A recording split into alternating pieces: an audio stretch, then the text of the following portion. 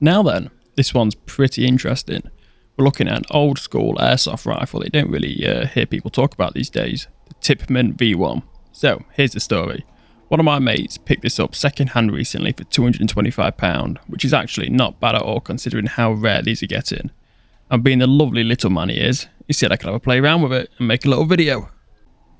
Right then, this Tippmann, it's got no batteries, no MOSFETs, none of that modern wizardry. It's just old school, gas powered blowback mayhem. It's loud, it kicks, and it's just different in what you usually see on the field these days. If you've been around the paintball world at all, the name Tippmann will probably ring a bell. They started out way back in the 1980s, building tough, reliable paintball markers. In fact, if you've ever rented a paintball gun at a field, there's a good chance it was probably a Tippmann. They've been the go-to for ages.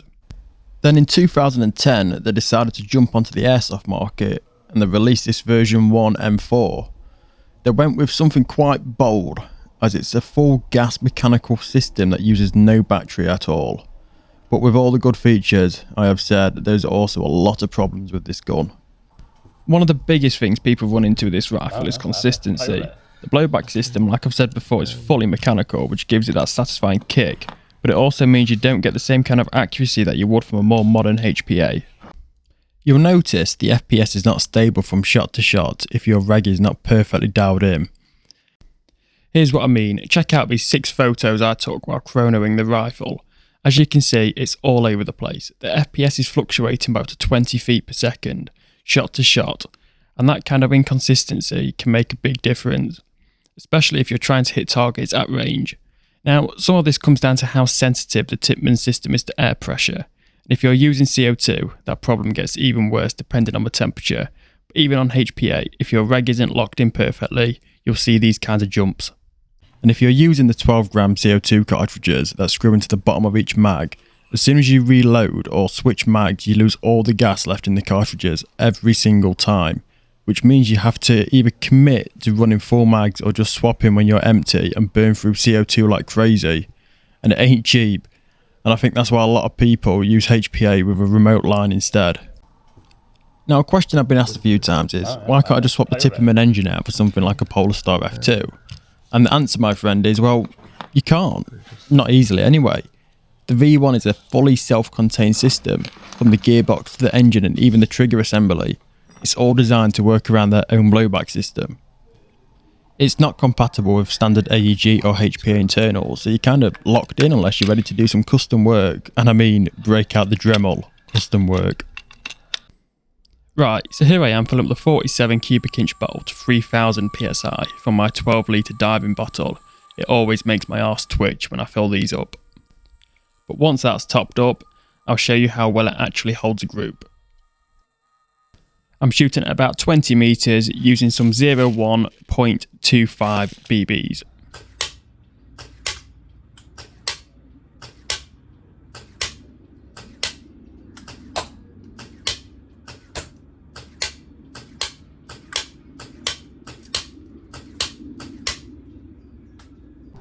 Right, so that went absolutely terrible. At just 20 metres, the grouping is sitting around 15 centimetres, which is honestly shocking, especially considering there is no wind at all today.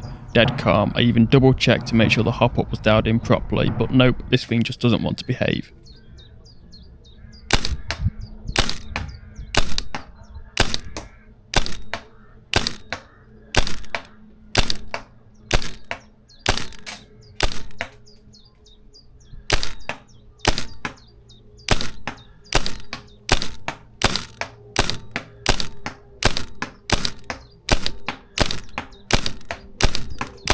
So even after dumping about 20 shots into an empty cardboard box, just look at it, the spread is absolutely all over the place. I mean, I even held my hand up next to it for comparison, and yeah, the grouping is wider than that, and I've got large hands. For something shot at only 20 metres, it's not great at all. Even with perfect weather and a clean shooting lane, the Tippmann V1 just doesn't want to settle into a tight group. Now have a listen to this sound. It's got this real clunky mechanical funk with each shot, proper old school blowback vibes.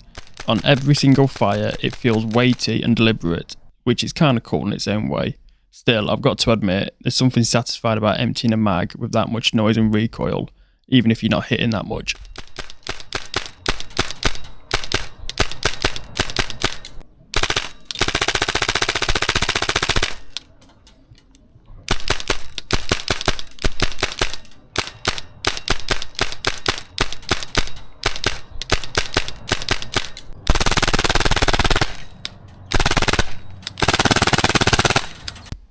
Alright, so after spending some time with the Tippmann V1, what do I think about this thing in 2025?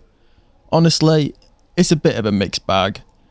It is still one of the most fun I've had with an airsoft gun. The mechanical blowback, the clack when it fires, and the fact that it doesn't need any batteries, it's all cool and it feels rugged too. It sounds mean and it's just pure fun. But on the flip side, it does show its age. It's 15 years old now. The gas inefficiency, especially with the CO2 mags, is brutal. You lose gas every time you reload, and over time that adds up to cost and frustration.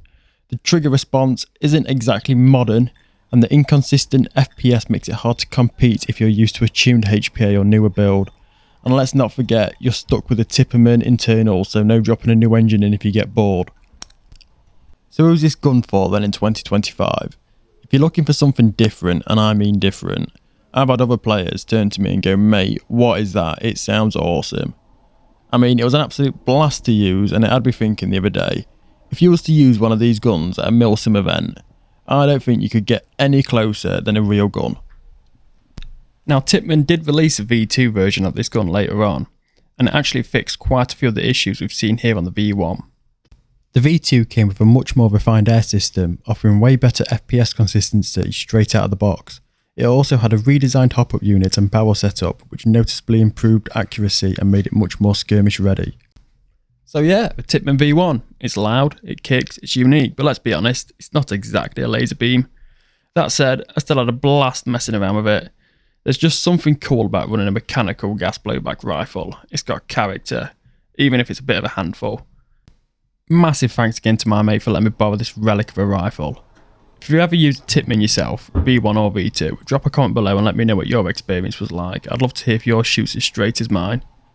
If you enjoyed the video, hit that like button, maybe even consider subscribing, and I'll catch you in the next one. Cheers for watching.